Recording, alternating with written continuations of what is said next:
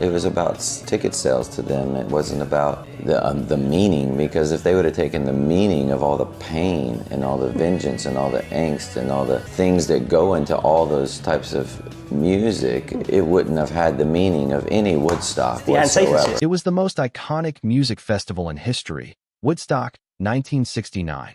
500,000 fans gathered in a muddy New York field for 3 days of peace, love, and music. But not everyone wanted to be part of it. In fact, some of the biggest names in music flat out refused to perform. Whether it was about money, image, egos, or simply disdain for the chaos, these legendary artists turned down Woodstock, and their reasons may surprise you. Let's start with Led Zeppelin. By 1969, they had exploded onto the scene, redefining rock with their debut album. Fans expected to see them dominate Woodstock's stage. But their manager, Peter Grant, had other ideas. He didn't want Zeppelin to be just another band on the bill. Grant wanted them headlining their own shows, building mystique and exclusivity. And it worked. Zeppelin skipped Woodstock and instead carved out their own path. Untouchable titans of rock, remembered not for blending in with the crowd, but for towering above it. Then there was Bob Dylan. Many thought his appearance was a guarantee. After all, the festival was named after his adopted hometown of Woodstock, New York. But Dylan wasn't interested. He had retreated from the spotlight after a serious motorcycle accident and wanted nothing to do with the chaos of 500,000 fans swarming so close to his home. Instead, he chose a quieter comeback weeks later at the Isle of Wight Festival in England. His absence from Woodstock spoke louder than any performance. Dylan was never one to follow expectations. What about the Beatles? At the height of their fame, they were the biggest act in the world. But by 1969, the Fab Four were unraveling. George Harrison had lost interest in live shows. Ringo Starr admitted none of them wanted to deal with the chaos of festivals, and John Lennon insisted on bringing his Plastic Ono band along, a condition organizers refused.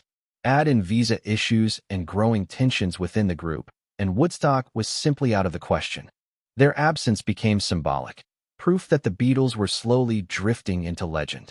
Another notable no-show was The Doors. The band's dark, moody style could have added a haunting edge to Woodstock, but Jim Morrison refused.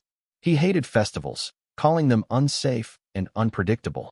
Already shaken by his controversial arrest in Miami earlier that year, Morrison wanted no part of a massive, chaotic crowd. His paranoia kept the band away, leaving fans to wonder what kind of storm the Doors might have unleashed in the rain-soaked fields. Even Simon and Garfunkel, one of the era's most beloved duos, said no. They were too busy working on Bridge Over Troubled Water, their masterpiece album that demanded their full attention. For them, the studio mattered more than the spectacle. And though the album went on to become one of the greatest of all time, fans can't help but imagine what songs like America or The Boxer would have sounded like drifting across the Woodstock night.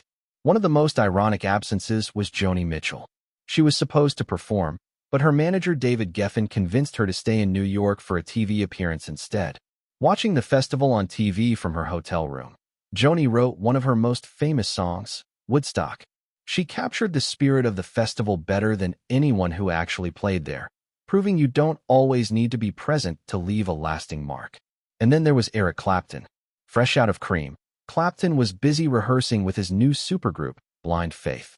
Woodstock wasn't on his radar at all. Instead, Blind Faith toured the U.S. that summer, but the band collapsed within a year.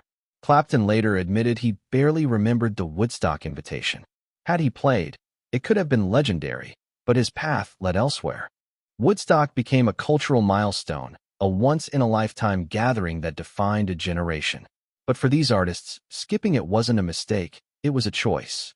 Each of them had their own reasons, and in some cases, their absence only added to their myth.